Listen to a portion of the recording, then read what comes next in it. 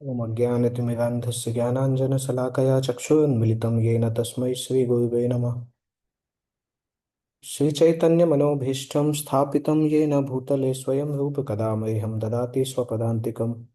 वन्देऽहं श्रीगुरो श्रीयुतपदकमलं श्रीगुरून् वैष्णवांश्च श्रीरूपं साग्रजातं सहगणा रघुनाथान्वितं तं सजीवं साद्वैतं सावधूतं परिजनसहितं कृष्णचैतन्यदेवम् श्रीराधा कृष्णपादान् सहगणा ललिता श्रीविशाखान्वितंश्च नमां विष्णुपादाय कृष्णपृष्ठाय भूतले श्रीमते Bhaktivedanta स्वामिनिति नामिने।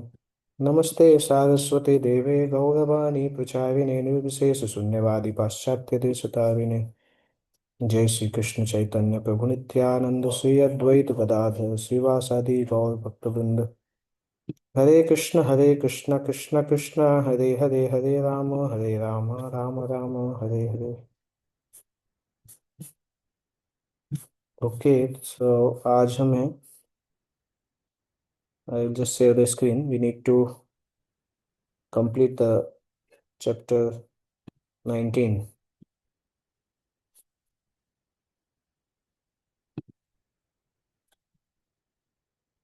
Just a minute, I can share the screen.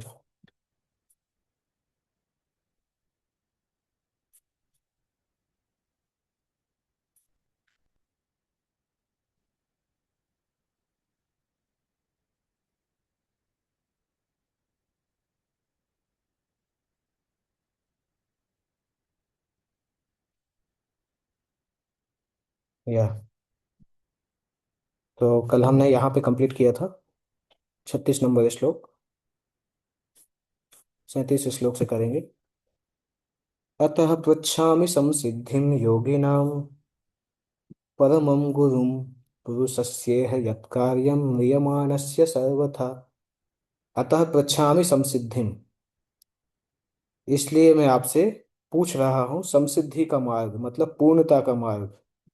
योगी नाम परमम गुरुम, आप महान संतों तथा भक्तों के गुरु हैं, अतएव मेरी आपसे प्रार्थना है कि आप सारे व्यक्तियों के लिए और विशेष रूप से जो मरणासन्न हैं उनके लिए पूर्णता का मार्ग दिखलाइए। तो ऑलमोस्ट ये एंडिंग चल रहा है इस चैप्टर का। परीक्षित महाराज, ये हमने पहले भी पढ़ा कि जब तक कोई व्यक्ति पूर्णता के मार्ग के विषय में पूछने के लिए उत्सुक ना हो तब तक गुरु के पास जाने की आवश्यकता नहीं है। कल की क्लास में भी हमने पढ़ा था।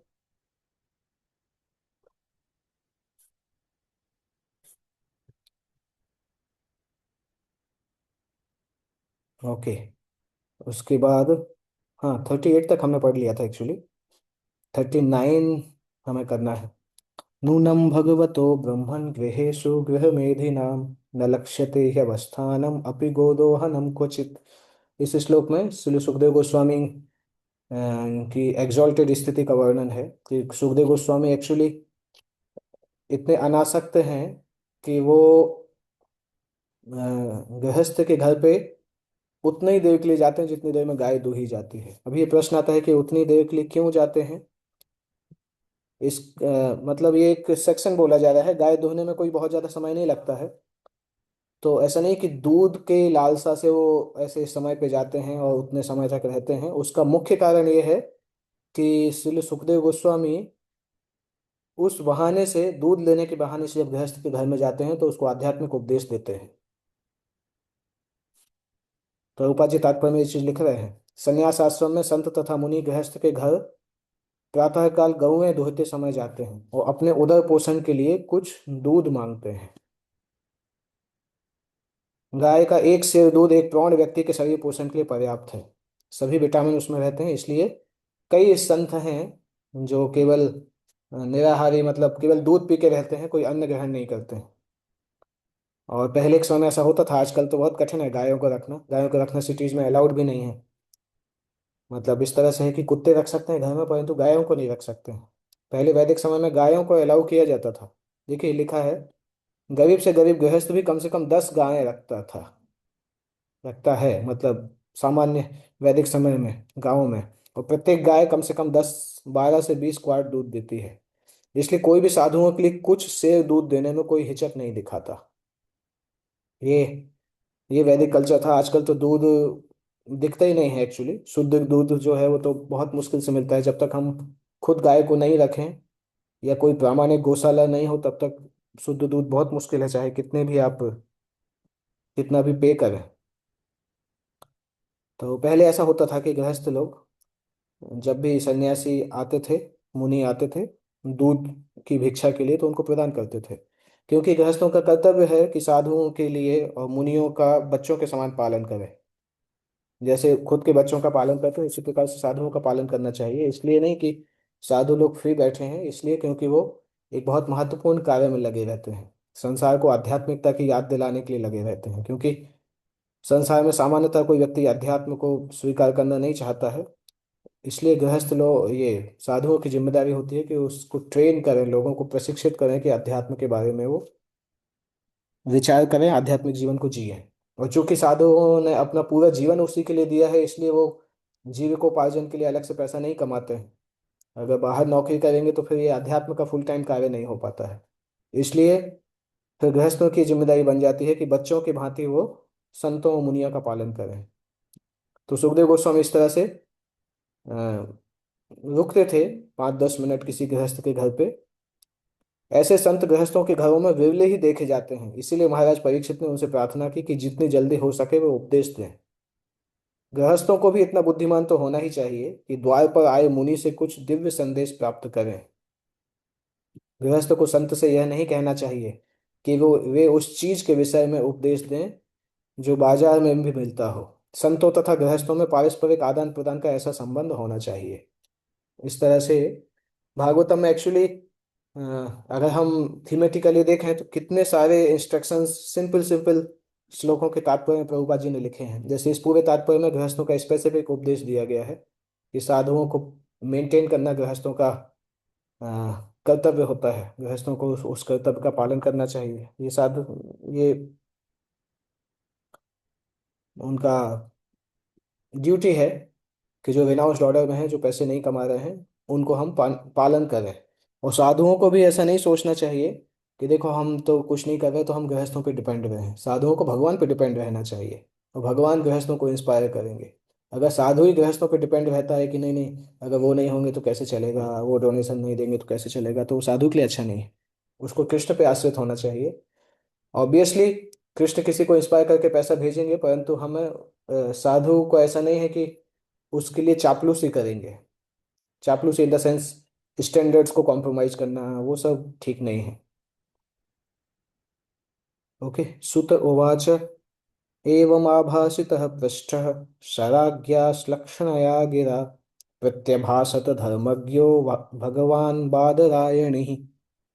श्री सुत गोस्वामी ने कहा, इस तरह मीठी भाषा का प्रयोग करते हुए राजा ने बातें की तथा प्रश्न किए। तब व्यासदेव के पुत्र जो महान तथा शक्ति संपन्न पुरुष एवं धर्मवेत्ता थे, उन्होंने उत्तर देना प्रारंभ किया। यहाँ पर ये चैप्टर समाप्त होता है। परीक्षित महाराज ने प्रश्न पूछ लिए हैं। अभी श्री सुखदेव गोस्वामी जो हैं वो शक्ति संपन्न पुरुष और धर्मवेत्ता हैं, तो वो उत्तर देना प्रारंभ करते हैं। तो इस तरह से यहाँ पर टेक्निकली पहला अध्याय, पहला कैंटो खत्म हो जाता है। हम जस्ट इस चैप्टर को समराइज करते हैं, उसके बाद हम देखते हैं सेकेंड कैंटो को इस तरह से स्टार्ट करना है। पर एक मिनट, जो समराइजेशन की फाइल है वो मैं एक बार खोल लेता हूँ।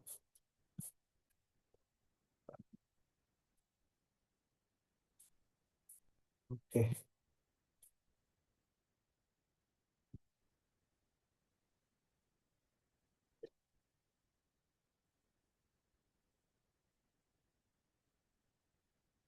ये 19 चैप्टर है, टोटल 40 श्लोक है। 40 श्लोक 5 भागों में है।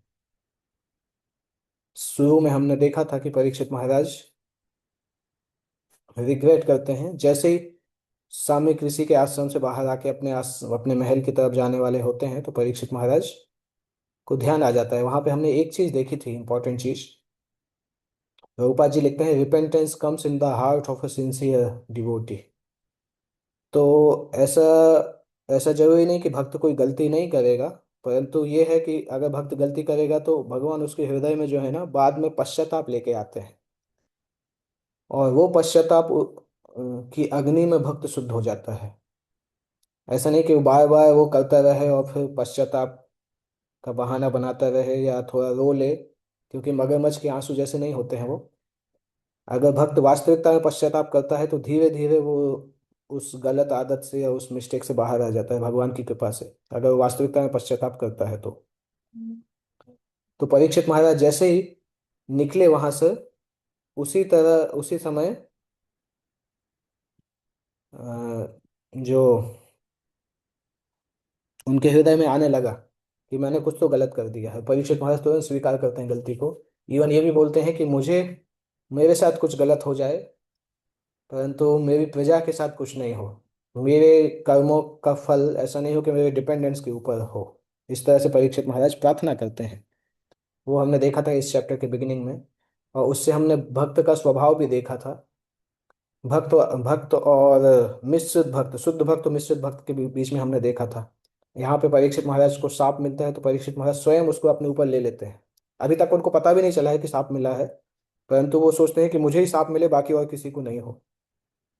परंतु जो मिश्रित भक्त होते हैं, तो हमने इंद्रदेव का देखा है चौथे स्कंद में कि इंद्रदेव जो हैं वो स, उनको जब सांप मिलता है तो कुछ देर तो भोगते हैं, उसके बाद वो चार जगह पे सांप को बांट देते हैं।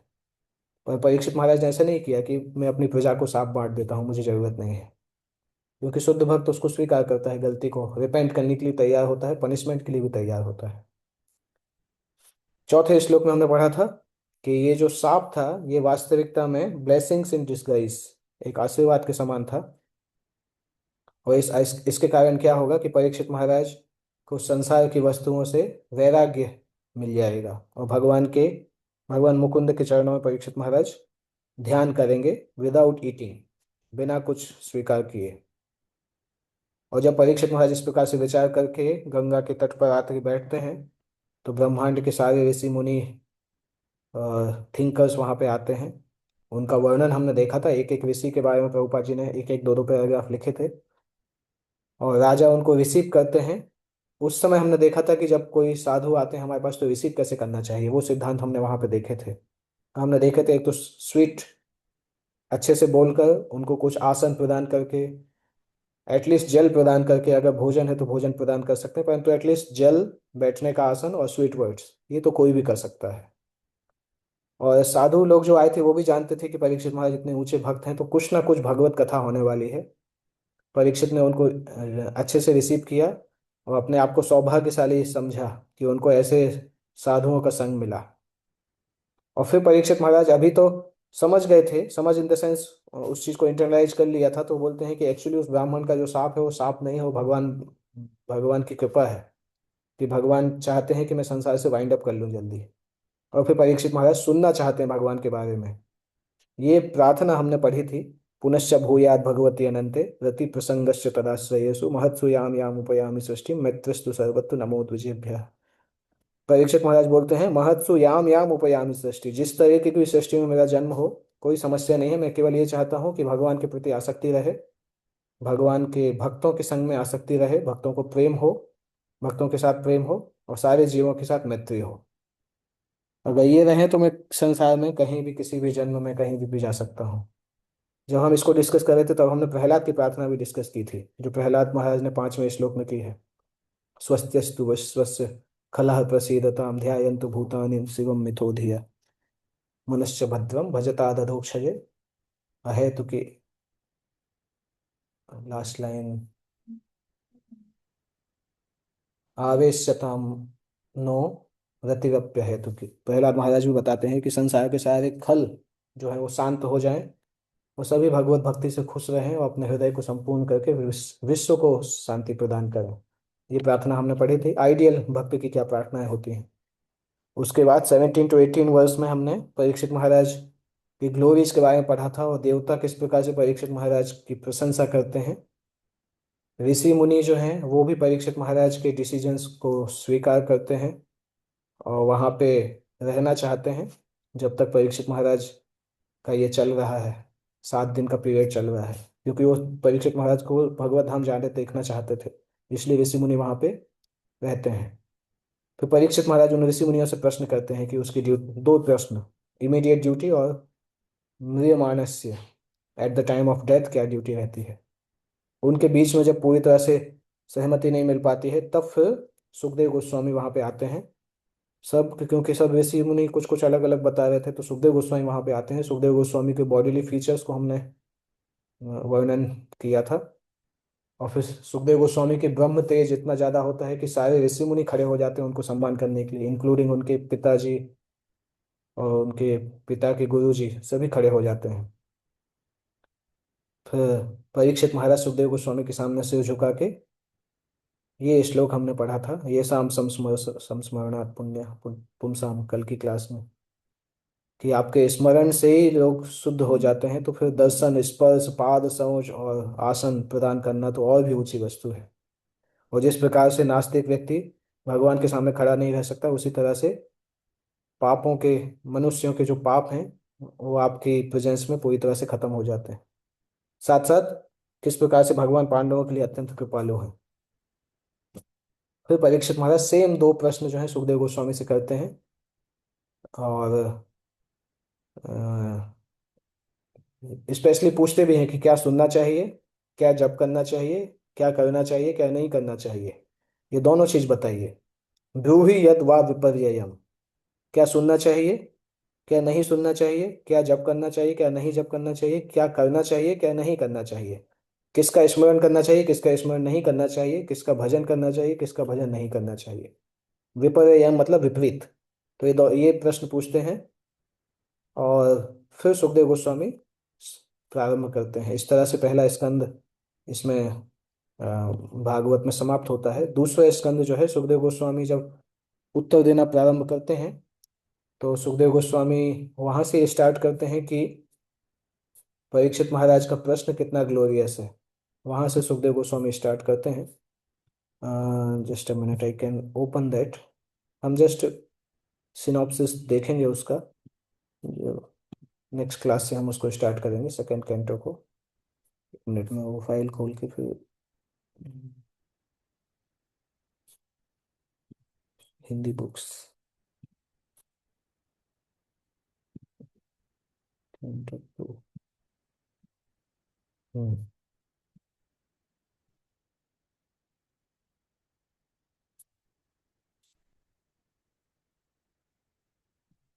Now I can say it. Canto two chapter one. ओम नमो भगवते वासुदेवाय। इस अनुभूति का प्रथम सोपान, ये पहले अध्याय का नाम है, क्योंकि यहाँ से अध्यात्म योग के बारे में बताना प्रारंभ करते हैं। और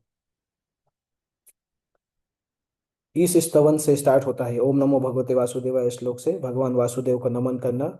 और उसके बाद परीक्षित महाराज ने जो प्रश्न पूछे हैं, उतने अच्छे प्रश्न के लिए सुखदेव गोस्वामी उनको धन्यवाद देते हैं कि आपका प्रश्न बहुत महिमामय है और सभी लोगों के लिए लाभप्रद है।